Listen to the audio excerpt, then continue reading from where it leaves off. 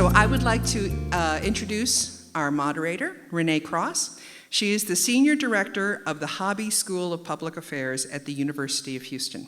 I'm very grateful that she's here this morning. Thank you. And our panelist is Annise Parker, the 61st Mayor of Houston from 2010 to 2016. Once again, there are multiple paragraphs that follow from both of those names. We were supposed to have Tanya Debose and Ada Edwards. If they happen to show up at the last minute, we will be rushing them out onto the stage. But for right now, we just have an intimate tete-a-tete with these two brilliant women. Ladies and gentlemen, Renee and Annise. First of all, before we get started, I do want to give a shout out to everyone here that not only made this event possible, but all of you guys. So round of applause to start us out. Come on, you can do more than that. Yeah. Good. All of you know Annise Parker. She has been the only person to serve as city council member, controller, and mayor of the city of Houston. Most of you are aware that she was the first LGBT mayor of a major American city.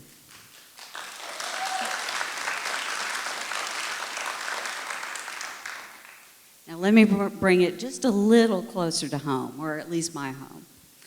For a number of years, Mayor Parker was a tremendous mentor to the University of Houston government interns through the Hobby School of Public Affairs. In fact, I know there's at least one here today.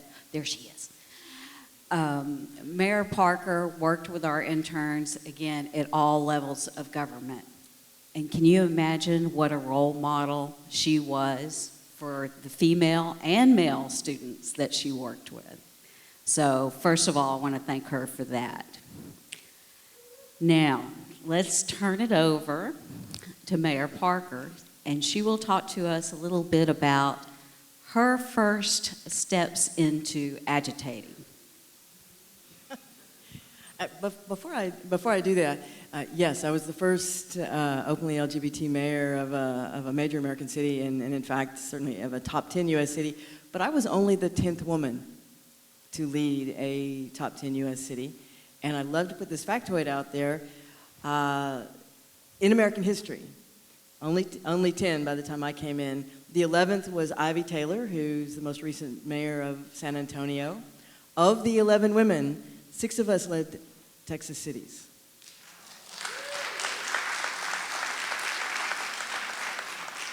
Obviously, we owe a debt to Kathy Whitmire, who was the first woman mayor of the city of Houston and a trailblazer, but 2 in Houston, 2 in Dallas, and 2 in San Antonio. New York City's never had a woman mayor. Chicago's had 1. LA's never had a woman mayor. Philly's not had a woman mayor. Texas has stood out. And I do think that while this can be a really rough place for women in a lot of ways, there is a little bit of if you can hang tough and stand your ground with the big boys, that there's some grudging respect, and that women across the state have shown that. In fact, there was a time when Mayor Whitmire was in office that I believe every big city in Texas had a woman mayor, and cities in Galveston, a lot of smaller cities as well. We've moved backwards since then, unfortunately. But happy to be here and have this conversation.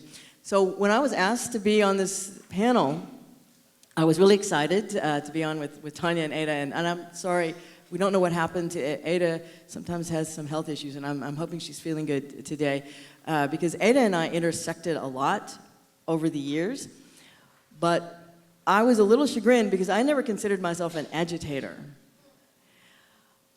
I started in LGBT activism in the 1970s when I was in college, but mostly my role was, and particularly I was a visible lesbian activist in the 80s, and in fact I would say that former Houston council member Sue Lovell and I were the 2 most visible lesbian activists in Houston in the 1980s, but she was the agitator and I was the conciliator. You has to be somebody on the inside and somebody on the outside. I was always the one on the inside. I was the one that Sue would lead the protest in the street, and then I'd quietly, or Ray Hill or some of the other LGBT activists, and then I'd go in and I'd be the calm, reasonable one they could deal with. So I was an agitator. So I had to think of myself a little bit differently for this. But I started in LGBT activism when I was in college. I was a student at Rice University, and I attended my first LGBT organizing event in 1975. I'm 62 years old. I graduated from college in 1978. And I happened to connect to a group of older lesbian feminists. And they took me under their wing, and I became like a mascot to them when I was in college. They taught me my politics. My family is uber Republican, and they broke me of that really quickly, and I became involved in lesbian activism, but focused at that time on the university. I was a member of a small lesbian group at Rice. And I'm one of the founding members of the Rice University LGBT student group, which started in 1979, the year after I graduated. But University of Houston actually had a student group before Rice did. But when the Rice group started, we intersected regularly because there weren't a lot of us who were out. And in fact, there are pictures from the early years of the Rice LGBT student group in the Rice yearbook, and the first few years, the students either actually the first year picture, everybody but two of us had paper bags over our head because the students were afraid to be seen. I will point out that I was one of the two that didn't have a paper bag on my face, but You see, you're an agitator. no, I was quietly advocating. But the student advocacy turned into broader community advocacy because by the time I graduated, those older feminists who had mentored me were like, okay, now it's your turn. You need to start stepping up. And I began to find ways to do that. But I had another pressure on me. It wasn't that I necessarily just fell in with a group of agitators, but I come from a family of active community volunteers and educated women. My mother's a college graduate. In fact, my mother's a graduate of University of Houston. Got divorced with a one-year-old and an infant, and put herself through University of Houston. That was the one-year-old. And my grandmother is also a college graduate. So the expectation on me was you're gonna grow up, you're gonna get educated, and you're gonna support yourself. Because both of my grandmothers and my mother all worked outside the home the whole time I was growing up. So the expectation is that I would find my own path in the world. No one was gonna support me, I needed to do it myself. So those two threads were a constant, and then again, my parents and grandparents were all active community volunteers, so the expectation was I was going to be engaged somehow in community. I don't think they expected I was going to be involved in LGBT activism as my volunteer path, but the die was cast, and that's how I started. When I graduated from Rice in 1978, I went to work in an oil company, and of course that was 80% of the Houston economy. Back in those years, what did one do? You go to work for an oil company. And I went to work for the only woman manager in a Fortune 500 oil company, Texas Gulf Oil and Gas. And what did women do in oil companies back then? There were only two jobs. You'd find a manager, HR, and information services. What is information services? It's the file room. So I went to work for the woman manager over the file room, and a little bit serendipity again. This was the days of the very first desktop computers. Again, you put the floppy disk in, and they're like clunky little Apple things. But they were frantically writing software in order to sell computers because the businesses weren't buying computers, desktop computers. You still had the mainframes. And she looked around the office and asked for a volunteer. No one in the company wanted to go learn how to use a desktop computer. But the company was interested in perhaps buying some petroleum software. So I volunteered, and I went off and spent a week to learn how to use a desktop computer. And I came back, and I demonstrated the program that they were interested in, and they said, great, we're going to buy it, and now you have a new job. And I accidentally spent the next 20 years riding the tech wave through the oil industry. Every time a new software package would come out, I would figure out a way to learn it, and I kept my skills fresh, and I actually literally did. But I spent most of those years locked in an office with the door shut, playing with a computer. So I made it through all the 80s, all the downturn. But 2 years at Texas Gulf, I was lured away by Robert Mossbacher, who was independent oil man here, and I went to work for his private company, and I spent 18 years there. So I was in a little insulated bubble. And I was bored out of my mind, but I had a really good job in tech, but I was bored out of my mind, and so I threw all of my energies into activism. And so I would put on my business suit and go to the oil company every day and kind of go into the office and play with my computer, and then I'd go home, activist by night, oil company employee by day sort of life. And I was terrified that the two halves of my life would crash and I'd lose my job, but I also wasn't going to stop the activism. And for a decade, through the 80s, I was throwing myself into every LGBT organization I could find, local, state, and national. And then I got burned out and I threw myself into civic activism. I was president of my civic association, president of a community development corporation, very active United Way volunteer in senior services. So it transitioned me to looking at the city. So going back to agitating,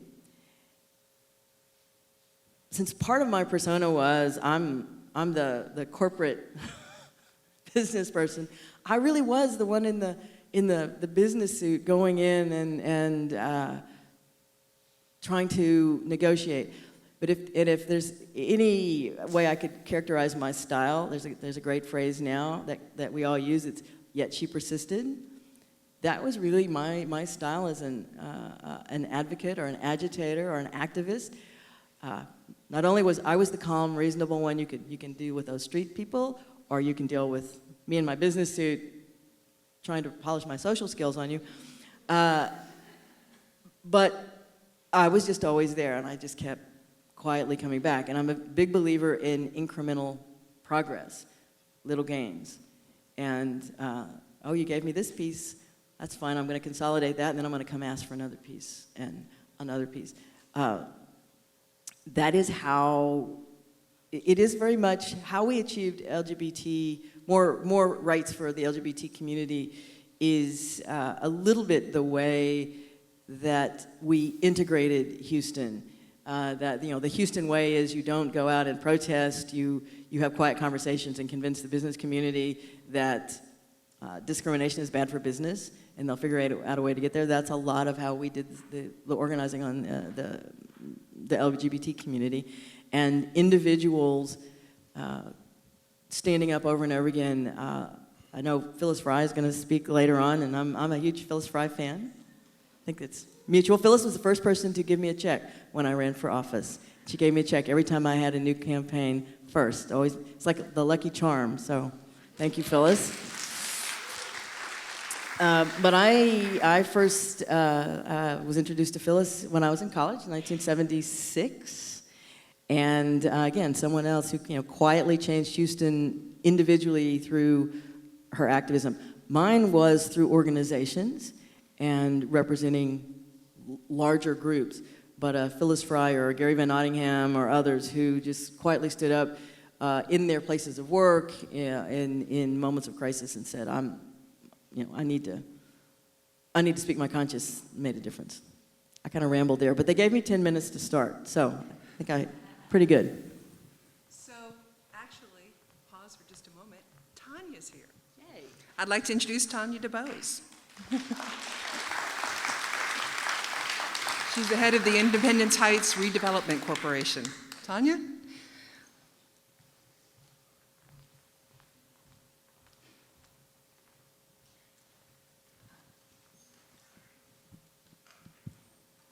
Well, Tanya, thanks for joining us. We're happy to see you. And just to start out, give us a little bit of background of when you first began agitating.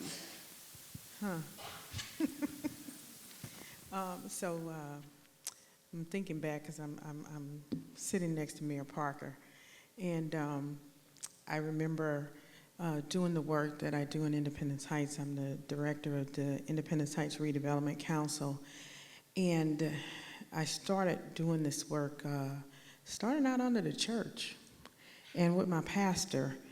And I think my pastor quickly learned that she probably don't need to be associated with the church because I was a little disruptive in how I approach things.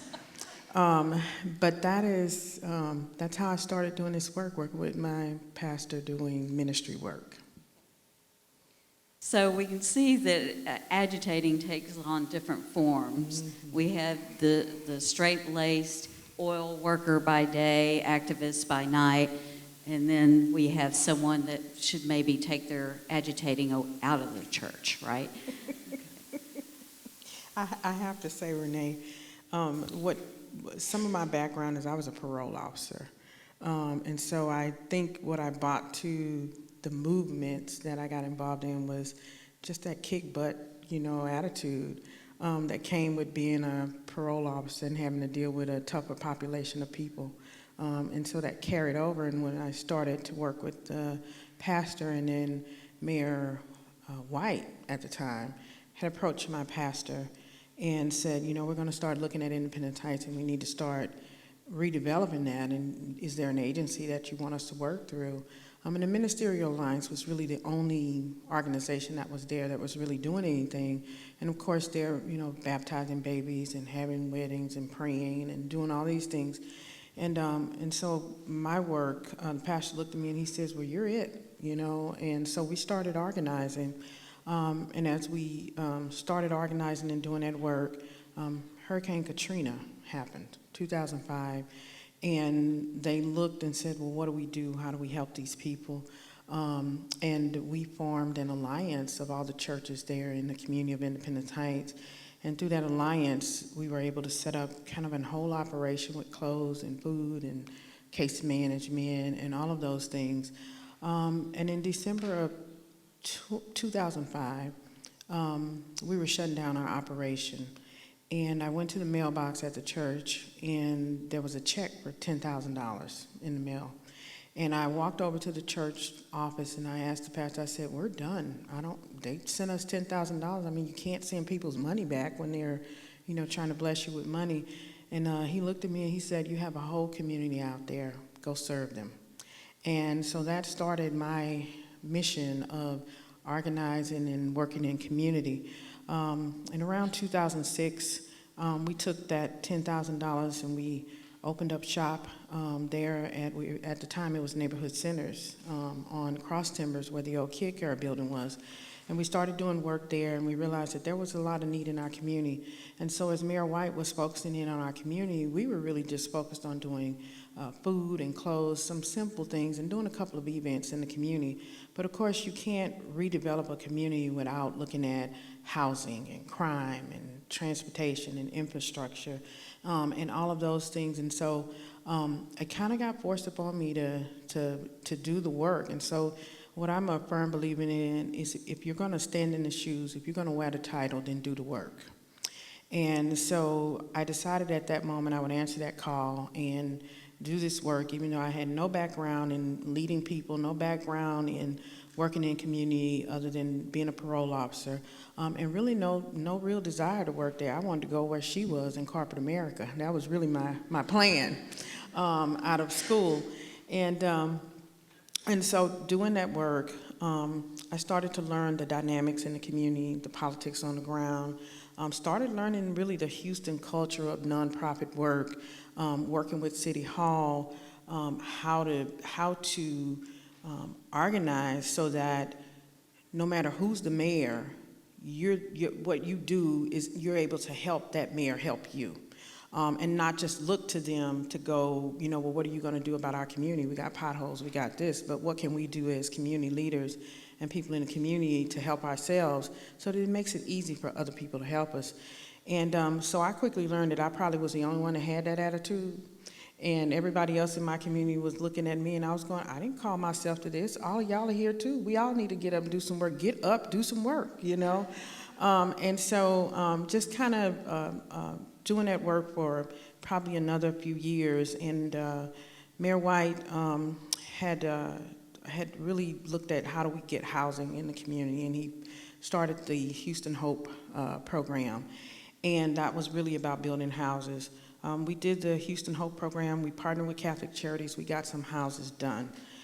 Mayor Parker came in, and we started working. And I remember when David Goswood with House and the Zero Energy Homes approached us and said, hey, we want to come to your community. And everybody was kind of looking at us crazy because we allowed these people to come in who were building these homes that really didn't fit, in our community. But we're a little bit radical on the side of, looking at change and how we can accept new things in our community. And he wanted to build these zero energy homes.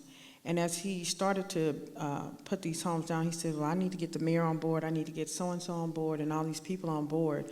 And we got a lot of flack from the community because they saw it as gentrification.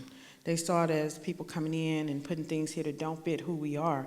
And one of the things that I know is that a community can't stay the same. It has to change. But it needs to change and be inclusive where everybody can really feel at home and find themselves in that community. We held a grand opening for those zero energy homes. Mayor Parker was there for that. And then a few months later, we had a demolition of a house. And I'm a huge preservationist. I like to save old buildings and all of that. And I really didn't want to go out there. I didn't want to go because I didn't want to stand in front of a camera and seem like I was for the demolition of historic properties, because I see them as historic assets to our community. And even though they're old and dilapidated, they needed to be there. But we eventually went out and we did the demolition of the house. And I don't know if Mayor Parker remembers this, but I remember she looked at me and she had been getting a lot of complaints and calls about our Burgess Hall, which was our old city hall. And she looked at me and she says, we got to do something. It's got to come down because it was falling down. There was a lot going on. And we walked over to the house, and then, of course, the TV cameras followed us over there. And the next thing I know, after all the hoorah was over, I started getting calls from people in the community saying, you're going to tear down our Burgess Hall, you're going to tear down our old city hall. And so we eventually was going to work out where we would be able to preserve it, we were going to be able to do something with it, but the family went ahead and tore it down anyway. And so I took the heat for all of that. I took the heat for, you did it, you bought the mayor here, she was there for a whole different reason, and you all tore down the house. And so it was at that time that I really realized that, when you do this work, you have to have tough skin. You have to be willing to take the blows. You have to be willing to accept the gratitude that comes with it. And you have to be willing to really go out there and stand sometimes on your own just to be able to get things done. And I think at that moment, looking at the last public building in the first Black independent municipality in the state of Texas go down, it's listed on the National Register. In retrospect, I look back and I realized how important that building was to our community. And I started looking across communities across America and seeing all of that history disappearing, all of those buildings that are going away. And nobody was really saving Black history here in Houston. Nobody was really protecting the African American history in the community.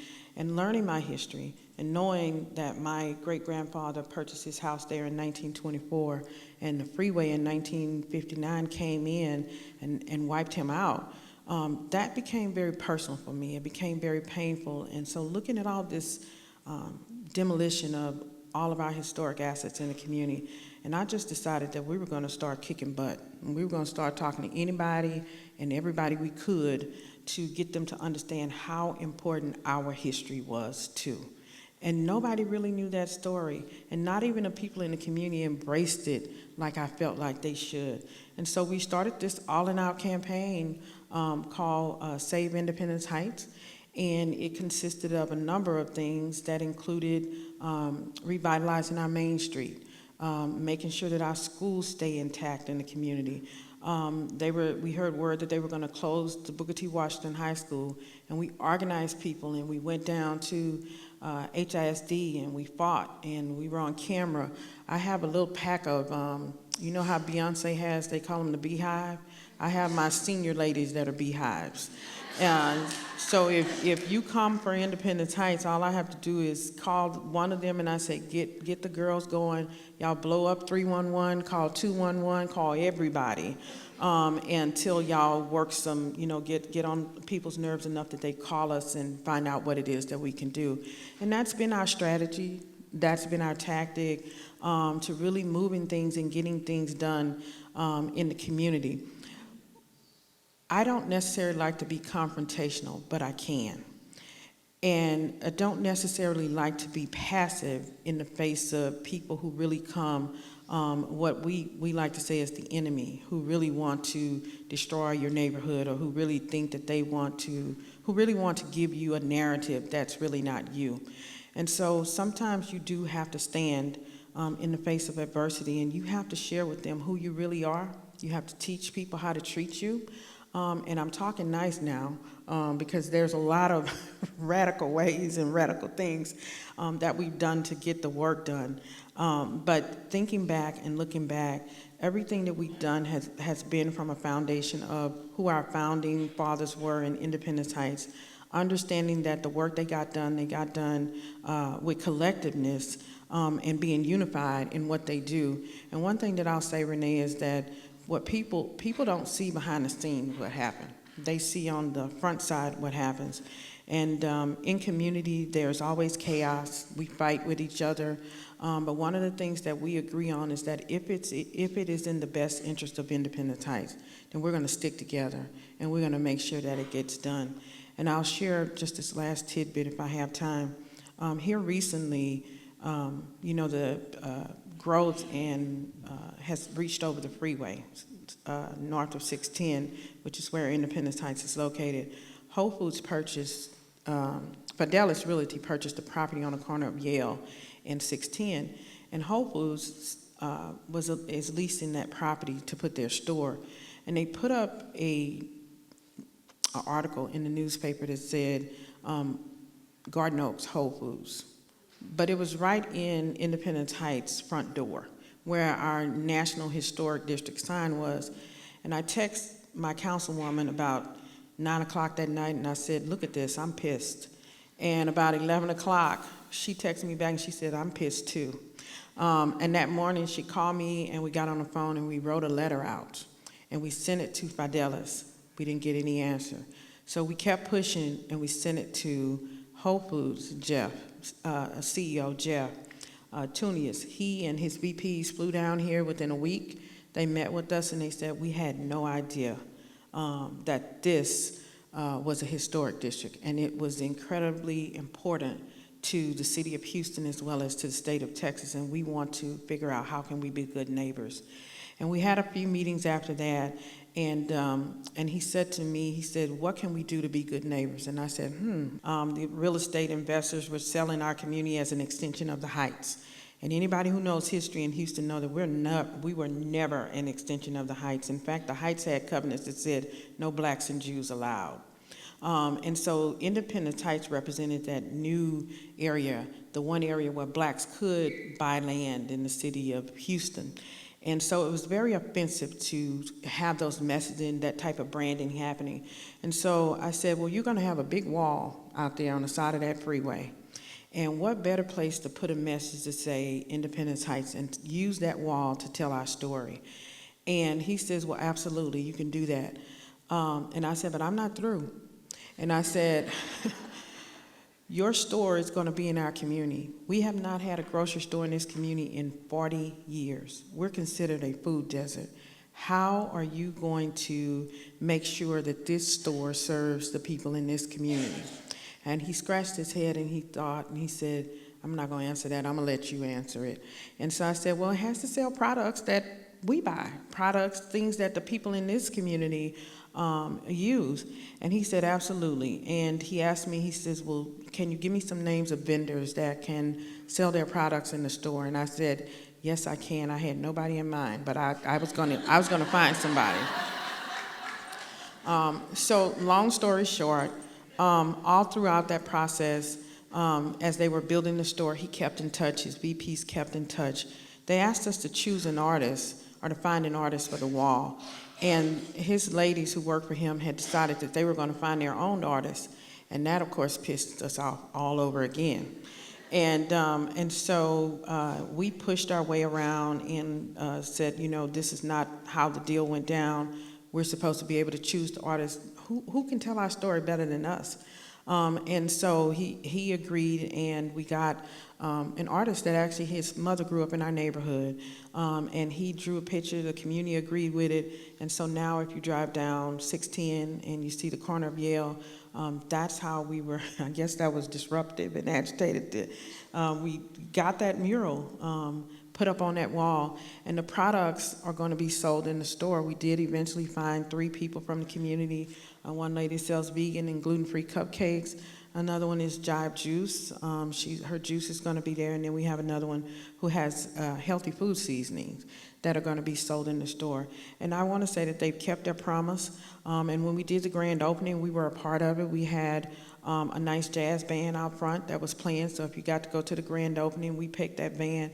And so it's just been one of those things where I don't like to be very confrontational, but in a polite way say, hey, you're pissing on our territory and we need you to back up just a little. So, story.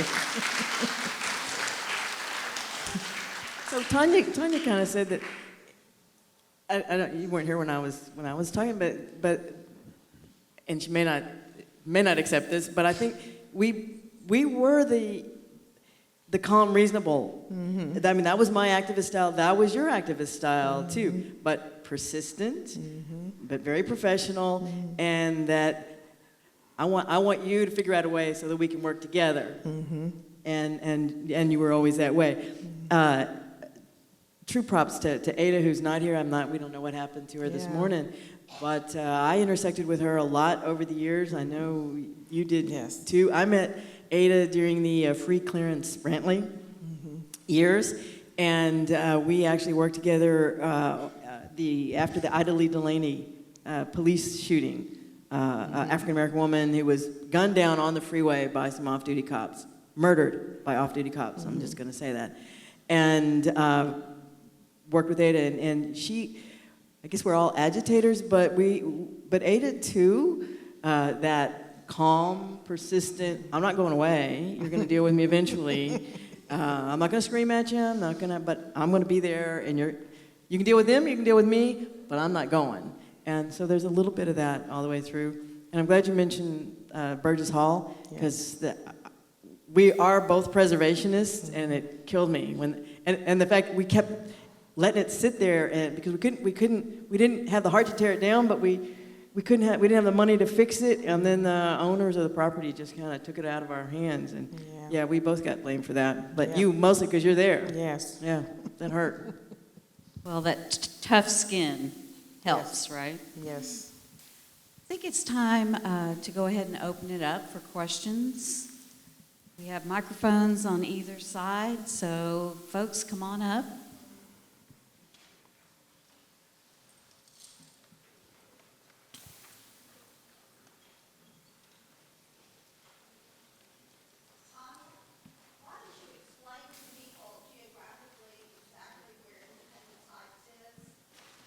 Repeat the question. That's a really good one. So thank you, Mickey.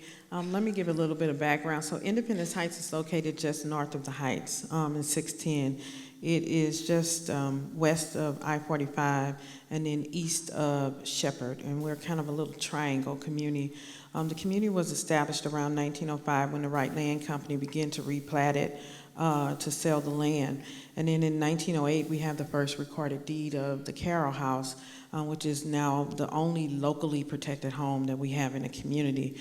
And in 1915, the community had about 600 residents, and they wanted to get infrastructure improvements and water.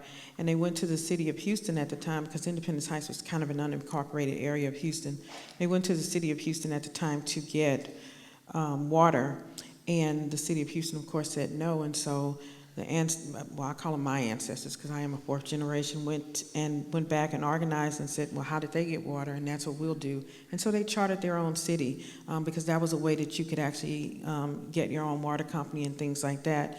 The community was annexed in 1929, shortly after the stock market crash. Our ancestors could not pay their taxes. The Wright Land Company filed a lawsuit against the city of Independence Heights. And the city of Houston saw an opportunity to intervene, and they opened up a receivership to receive the payment, because they had taken out, Independence Heights had also taken out a $25,000 loan from the city of Houston, and that could not be paid.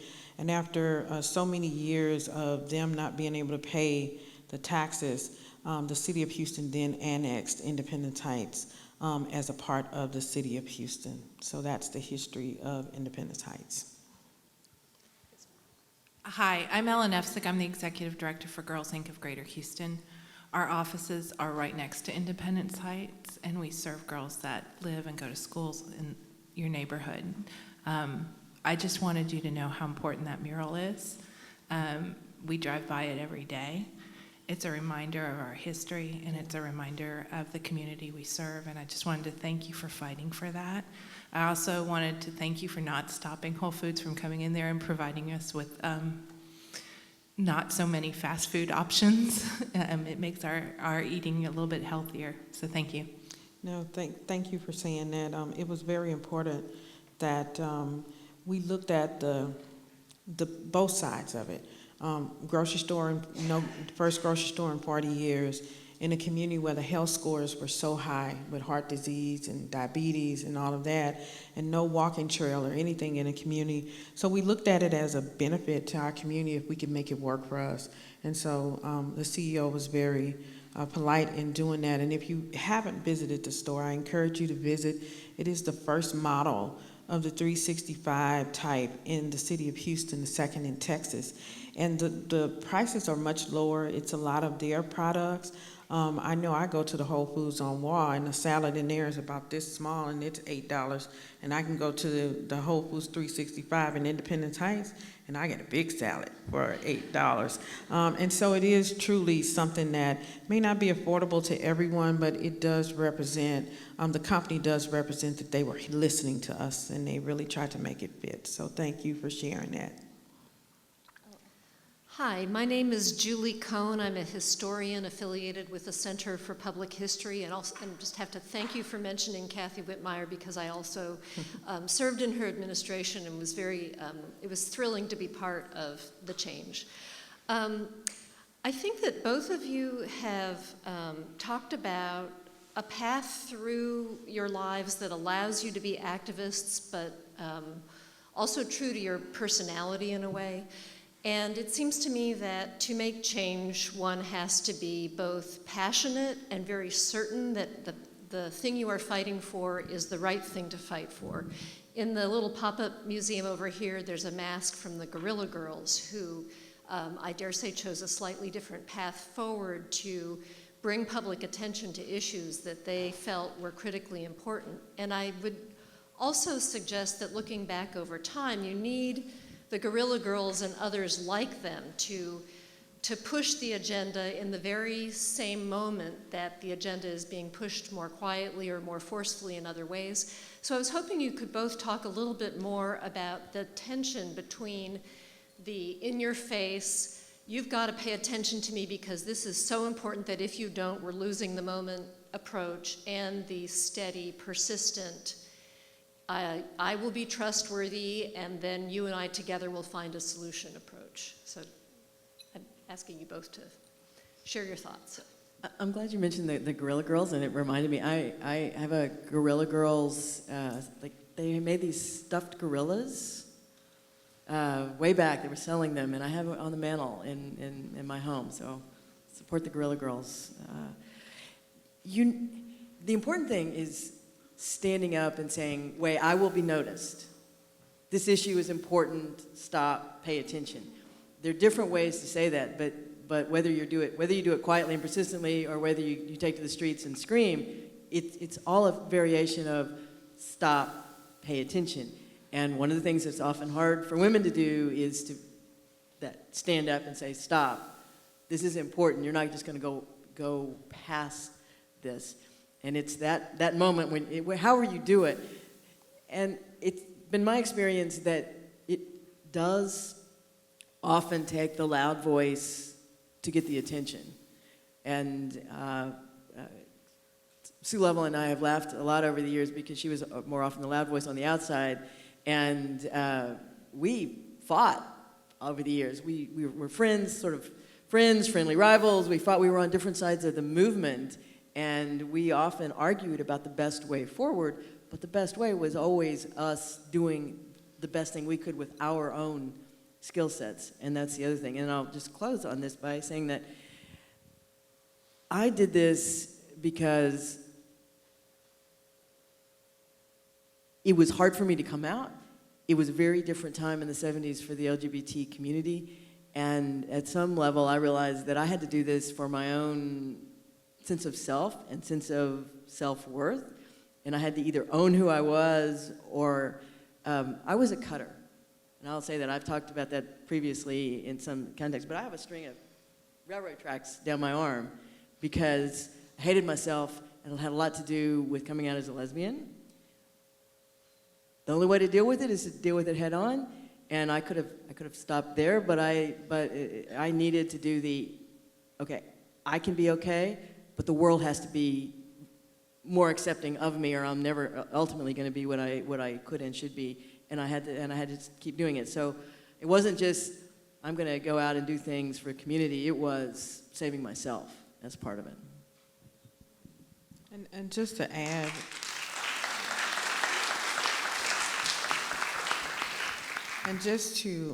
add to that, I think about the question. Yes, you do have to have a lot of passion, but passion alone doesn't get you to your goal. There's a lot of talent. There's a lot of partners, there's a lot of help that goes along with that. But no matter who's at that table, and no matter who's doing the work with you, there are two things I always keep in the back of my head as we move forward and we're trying to achieve a goal. One is you have to teach people how to treat you. Because everybody really doesn't know who you are, and they will treat you through the same lens that they treat everybody else. And unfortunately, right now in America, people of color can't afford to just sit back and allow themselves to be treated any kind of way. We have to really demand and say to people, this is how you treat me. You teach them by how you treat other people, with respect, with dignity, and equality. And so that's one. The second thing is when you're fighting, not a physical battle, but when you have to go out and fight for what you believe in, you got to know more than one way to fight. When I stepped into Independence Heights, the minister called me in the pulpit next door. He called me over one morning. He said, I like you, but I don't like some of the people you're with. And he said, but since I like you, I trust you. And I told him that it was frustrating. I was almost crying.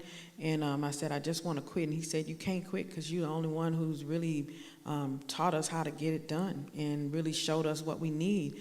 And he said, here's what I want you to walk away with. And he gave me a Bible. And then he said, the people who were here before you, who were fighting for what they thought they believed and wanted in Independence Heights, only knew one way to fight. And he said, you represent a new way to fight, and don't you ever forget that that's your gift that you bring to the table. And so my second thing would be, you have to know more than one way to fight.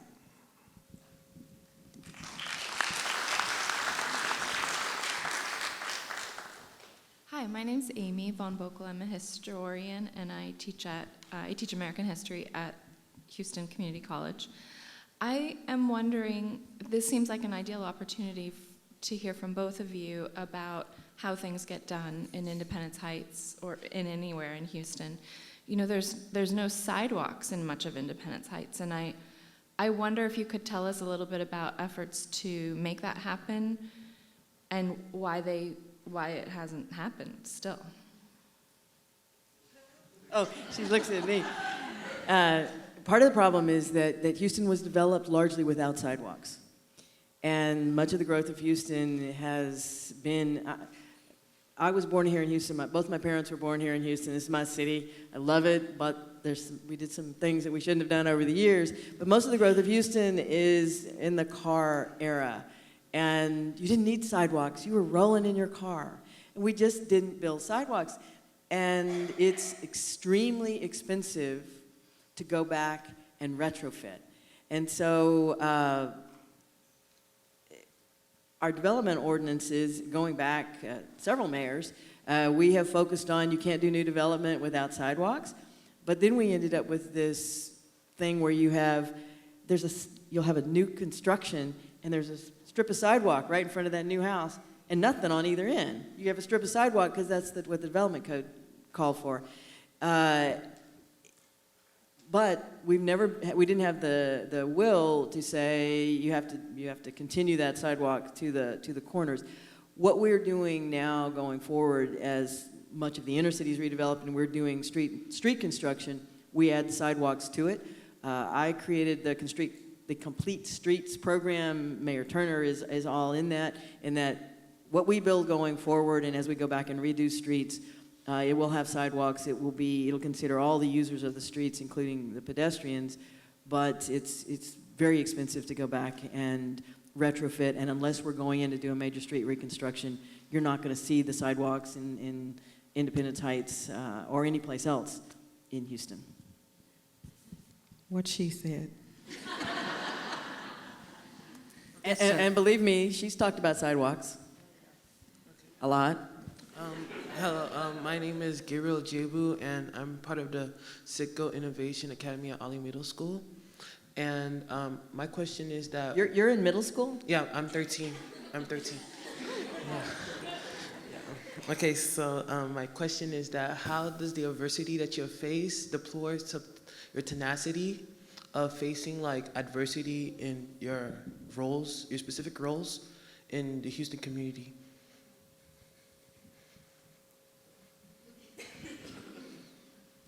So I think I got an answer. He's 13, I'm trying to make it very nice. Facing adversity. Working, I grew up here in Houston. I'm a native of Houston, and so I feel like I know Houston kind of backwards and forwards. I left to go to college to Beaumont, to Lamar University. And when I got to Beaumont, life was very different there. Just a few short miles down the road, all the black people stayed on one side of the track, and everybody else stayed on the other side of the track. And so that was an eye-opener to me, because I grew up in a community where everybody, we all lived together down the street from each other. Going into the work that I was doing, I'm always reminded and mindful that every place is not going to be the same. But the one thing that helps you when you are out there doing this work and you have to face adversity is that you remain exactly who you are, no matter who's in that room. It's about you standing for what you believe in and not changing in the face of people who may be resistant and may not be receptive to what you're bringing to the table, is that you continue to remain the same. And so I've always tried to stand grounded in what I believe in. I've always tried to put the shoe on the other foot. If I was that person, how would I handle this, or what would I be thinking? And then at the same time, trying to answer out of a decision that's going to be good for everybody in the room, not just me. Thank you very much.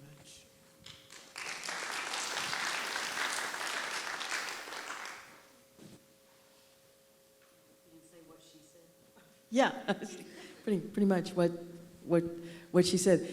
But there's this old phrase that adversity builds character. I don't agree with that. Adversity tests character, and who you are needs to you need to be firmly planted and have your core beliefs, and you can change your mind, you can change your ideas, but your core beliefs are there, and you get those through your family, through your faith, and you have to reconnect to them and stay true to yourself. So yes, what she said.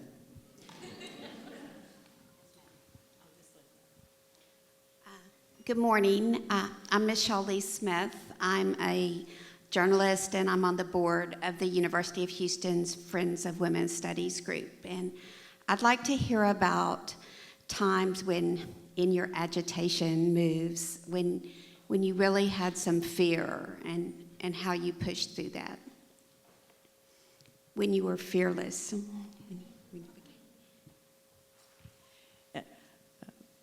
Michelle and I were college classmates, I should point out. Good to see you. I did my activism in the 80s, in the 70s and 80s. It was a very different time for the LGBT community. And it was still a time when there were raids of public places. There was a lot of fear. You didn't go into an LGBT event that was, or a gay bar or some gathering place where you didn't look where the exits were in case there was a police raid or someone came in to attack you. And in fact, when the Pulse nightclub shooting happened in Florida, for a lot of us older activists, it was a flashback to a different time when you were always on your guard if you were out and publicly identifiable as an advocate or for the community or being identified as LGBT. And a lot of being an activist in that era was coping with fear. And it sounds kind of stupid to me now, but, no, I felt it every time. But I hate parades. Been in a lot of parades over the years. Parades are kind of awkward for, it was like, oh, there goes another politician, and you're in the car waving. But the Gay Pride Parade moved to a nighttime parade.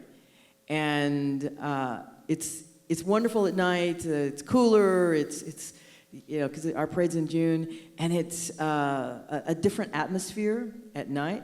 But every year, getting into the car, and there's a spotlight because you have to be lit. So you're going down that parade route, and you can't see anything. You can't see the people on the sides. They're seeing you, but all I can see is that spotlight. And every year, I would think, all in my back of my mind, there's this big target, and I just had okay, what's going to happen is going to happen, that was oddly enough the scariest thing every year that I had to do. Tanya?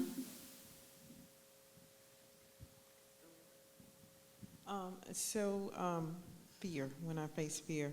I think one of the things that I find myself doing is I keep a good circle of people around me that I can confide in. And one of them, she actually lives out of town now, and I'll call her and say, this is what we're facing right now.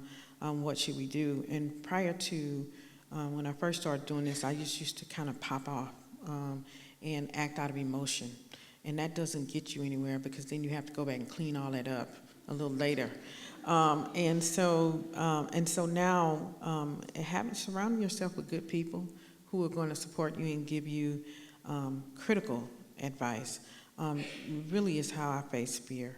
Because there are a lot of things that we run into where we have to confide in other people to get the work done. And so that would be my answer for that.